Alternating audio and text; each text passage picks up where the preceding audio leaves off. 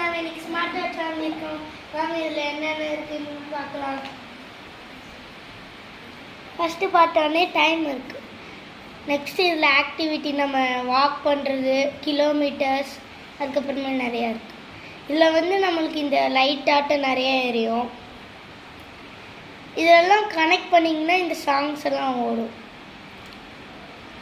இப்போ நம்ம வாங்கியிருக்க மாடல் பார்த்திங்கன்னா போட். இப்போ இதில் நிறையா இருக்கும். அப்படி நம்ம இந்த லைட் இருக்குது, ஃபோன் கூட பேசலாம். சரி வாங்க இப்போ நம்ம இதில் போய் ஒர்க் அவுட்ஸ் பார்க்கலாம்.